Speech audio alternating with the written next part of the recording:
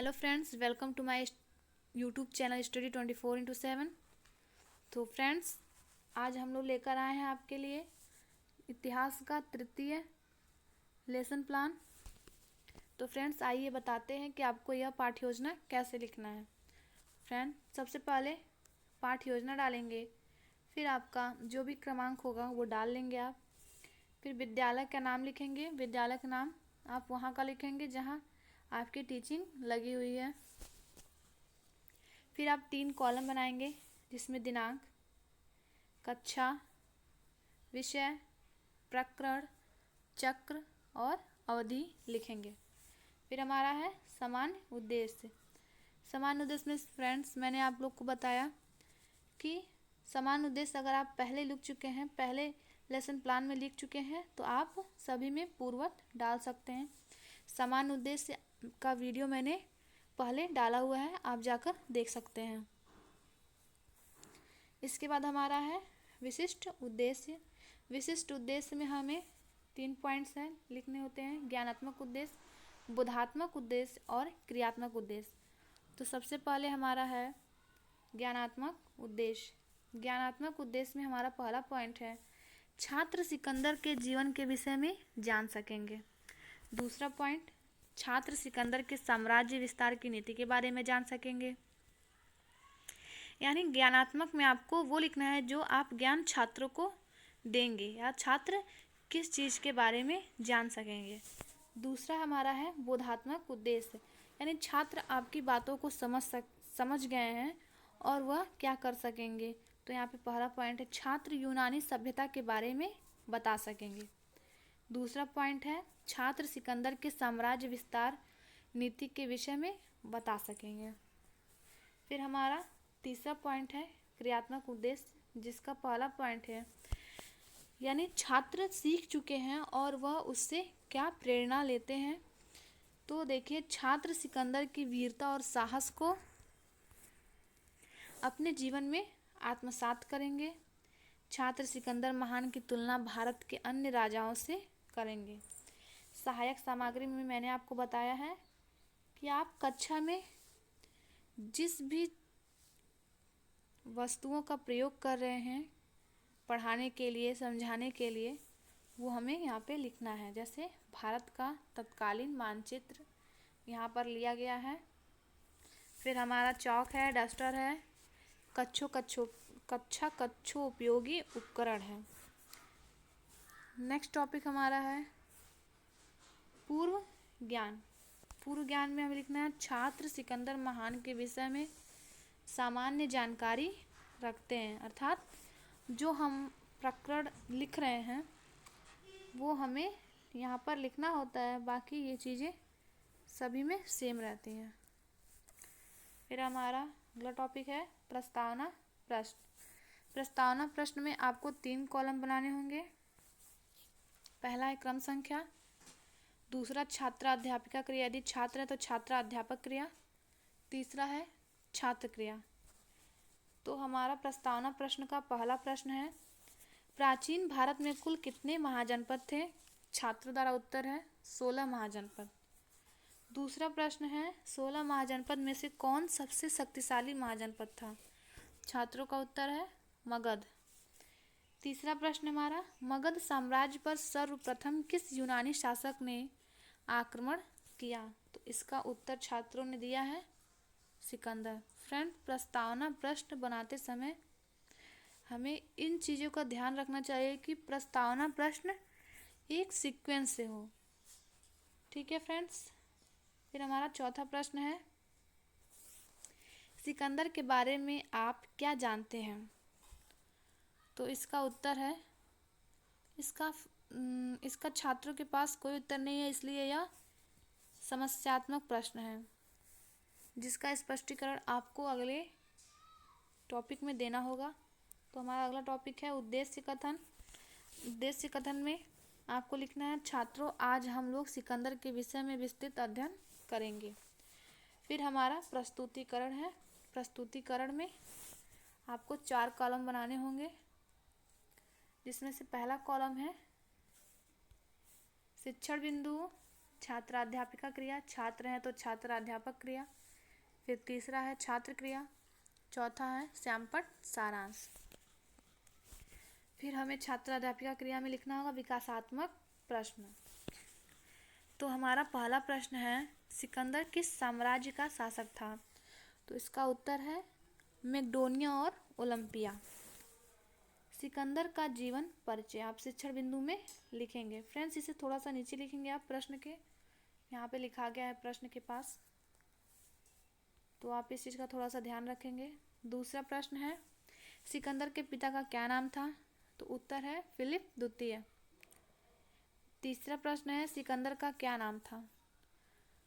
तो सिकंदर का नाम था अलेक्जेंडर तृतीय। और यह देखिए श्यामपट्ट कार्य में यहाँ पर ब्लैक बोर्ड का उपयोग किया है, अर्थात ब्लैक पेपर है जिसे ब्लैक बोर्ड बोलते हैं। इस पे आपको मेन पॉइंट्स लिखने होंगे, अर्थात जो यहाँ लिखा गया है उसे यहाँ पर पेस्ट किया गया है। फिर हमारा देखिए छात्राध्यापिका में स्पष्टीकरण देना है इस प्रश्न का, जिसमें लिखा गया है अलेक्जेंडर जिसे सिकंदर भी कहा जाता है का जन्म 20 जुलाई 356 ईसा पूर्व में पेला में हुआ था, जो कि प्राचीन नेपोलियन की राजधानी थी। छात्र छात्र छात्र क्रिया में आप लिखेंगे छात्र ध्यानपूर्वक सुनेंगे। फिर हमारे यहाँ अलेक्जेंडर फिलिप द्वितीय का पुत्र था। माता का नाम ओलंपिया था।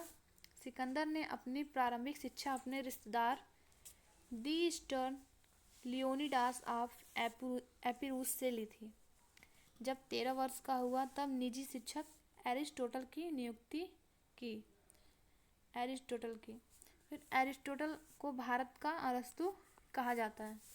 छात्र क्रिया में मैंने आपको बताया छात्र ध्यानपूर्वक सुनेंगे, लिखना है। और श्यामपट्ट कार्य में मेन पॉइंट्स को आप जो स्पष्टीकरण दे रहे हैं उसमें से जो आपको सटीक और सही उत्तर लगे उसे यहाँ पर लिखना होता है। फिर हमारा देखिए एरिस्टोटल को भारत का अरस्तु कहा जाता है। सिकंदर के घोड़े का नाम बुसेफेल्स था। फ्रेंड्स, अब हमें बोध प्रश्न पूछना है। बोध प्रश्न में मैंने आपको बताया है कि जो स्पष्टीकरण दिया जाता है उसी में से बोध प्रश्न पूछा जाता है, जिसमें पहला प्रश्न है सिकंदर का जन्म कब हुआ था? तो उत्तर है 20 जुलाई 356 ईसा पूर्व। दूसरा है प्राचीन नेपोलियन की राजधानी क्या थी? तो इसका उत्तर है पेला। तीसरा है सिकंदर को भारत पर आक्रमण करने के लिए बुलाया था। तो यह हमारा समस्यात्मक प्रश्न है जिसका स्पष्टीकरण आपको देना है। तो फिर से शिक्षण बिंदु में आपको लिखना है सिकंदर का भारत पर आक्रमण। फिर हमारा स्पष्टीकरण है सिकंदर को तक्षशिला के शासक आम्भी ने भारत पर आक्रमण करने के लिए बुलाया था। 328 ईसा पूर्व में सिकंदर भारत में पोरस की सेना से भिड़ा। दोनों की सेना में भयंकर युद्ध हुआ। सिकंदर की सेना जीत गई। सिकंदर पोरस के पराक्रम से बहुत प्रभावित हुआ और उसे वापस राजा बना दिया। फ्रेंड्स, छात्र क्रिया में मैंने आपको बताया है जहाँ स्पष्टीकरण देंगे आप वहाँ छात्र क्रिया में बस यही लिखना है, छात्र ध्यान पूर्वक सुनेंगे। और श्यामपट्ट कार्य में आपको मेन पॉइंट्स को लिखने होते हैं। फिर हमारा अगला है बोध प्रश्न। बोध प्रश्न में पहला है, फ्रेंड्स जब भी आप स्पष्टीकरण देंगे उसके बाद आपको बोध प्रश्न पूछना होगा। आप 3 से 4 स्पष्टीकरण देंगे। तो पहला बोध प्रश्न है सिकंदर पोरस की सेना से कब भिड़ा? तो इसका उत्तर है 328 ईसा पूर्व। दूसरा प्रश्न है सिकंदर और पोरस के युद्ध में किसकी विजय हुई? तो यहाँ उत्तर है सिकंदर की। तीसरा प्रश्न हमारा सिकंदर की मृत्यु कब और कैसे हुई? तो यह हमारे लिए समस्यात्मक प्रश्न है जिसका स्पष्टीकरण आपको देना है। श्यामपट्ट कार्य में आपको मेन पॉइंट्स लिखने हैं। फिर फ्रेंड्स अब हमें सिकंदर शिक्षण बिंदु में आप लिखेंगे सिकंदर की मृत्यु। फिर हमारा स्पष्टीकरण है, कुछ इतिहासकारों का मानना है कि सिकंदर की मृत्यु 13 जून 323 बीसी में मलेरिया रोग के कारण बेबीलोन में हुई थी। उस समय सिकंदर की उम्र मात्र 32 वर्ष की थी। सिकंदर के कुछ इतिहासकारों का कहना है कि उसकी मौत बुखार की वजह से हुई थी। जिस विषाणु के कारण उसकी मौत हुई उससे नील नदी का विषाणु कहा जाता है। छात्र क्रिया में आप लिखेंगे, छात्र ध्यानपूर्वक सुनेंगे और श्यामपट्ट कार्य में आपको मेन पॉइंट्स को लिखना है, जैसे सिकंदर की मृत्यु कब हुई, सिकंदर की मृत्यु के समय वह कितने वर्ष का था, यह सारी चीज़ें आप श्यामपट्ट कार्य में लिख सकते हैं। फिर हमारा बोध प्रश्न है, सिकंदर की मृत्यु कब हुई, तो इसका उत्तर है, छात्र क्रिया में आपको लिखना है 13 जून 323 बीसी। दूसरा प्रश्न है, सिकंदर की मृत्यु किस रोग के कारण हुई, तो इसका उत्तर है मलेरिया। मलेरिया रोग के कारण सिकंदर की मृत्यु हुई। अब देखिए हमारा नेक्स्ट टॉपिक है निरीक्षण कार्य। निरीक्षण कार्य में छात्रा अध्यापिका और छात्रा अध्यापक जो पढ़ाते हैं या जो श्यामपट्ट पे लिखते हैं उसे छात्रों को करने का या लिखने का निर्देश देते हैं और स्वयं कक्षा में घूमकर उसका निरीक्षण करते हैं। वो चीज़ें लिखनी होती है, जैसे छात्रा अध्यापिका छात्रों को श्यामपट्ट सारांश लिखने का निर्देश देगी तथा स्वयं कक्षा में घूमकर निरीक्षण करेगी। अगर आप छात्र अध्यापक हैं तो छात्रा अध्यापिका के स्थान पर छात्रा अध्यापक लिख देंगे। निरीक्षण कार्य के बाद हमारा सबसे पुनरावृत्ति प्रश्न आता है, अर्थात अब तक जितना आपने स्पष्टीकरण दिया, जितना पाठ को पढ़ाया है, उसमें से रिपीटेड क्वेश्चन आपको करने होते हैं। तो यह देखिए हमारा पहला क्वेश्चन है, सिकंदर अपनी मृत्यु के समय कितने वर्ष का था, तो 32 वर्ष का था। भारत का अरस्तु किसे कहा जाता है, तो एरिस्टोटल को। इसमें आपको 3 कॉलम ही बनाने होंगे, 4 कॉलम नहीं बनाने होंगे, ठीक है फ्रेंड्स। फिर हमारा तीसरा क्वेश्चन है, सिकंदर के घोड़े का नाम था, क्या नाम था, तो बुसेफेल्स नाम था उसका। सिकंदर का जन्म कहाँ हुआ था, तो पेला में हुआ था।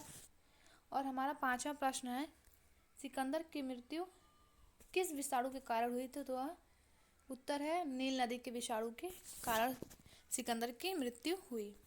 फिर हमारा अगला टॉपिक है गृह कार्य। तो फ्रेंड्स आप जो प्रकरण आपका है, आप जो पढ़ा रहे हैं उससे रिलेटेड आप छात्रों को गृह कार्य देंगे। जैसे यहाँ पर देखिए दिया गया है होमवर्क, छात्र सिकंदर के विजय अभियान को पढ़कर आएंगे। फ्रेंड्स आप कुछ भी गृह कार्य में दे सकते हैं उस प्रकरण से रिलेटेड। फिर हमारा नेक्स्ट टॉपिक है समीक्षा। फ्रेंड्स समीक्षा डालकर आपको छोड़ देना है, क्योंकि समीक्षा में आपके अध्यापक द्वारा टिप्पणी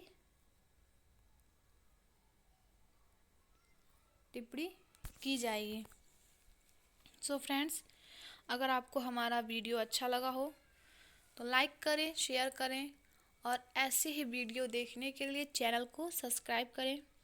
और फ्रेंड्स ये हमारा तीसरा लेसन प्लान था। ऐसे ही आपको 30 लेसन प्लान जो हैं इतिहास के प्रोवाइड करवाए जाएंगे। उसके बाद आपको सिविक्स का भी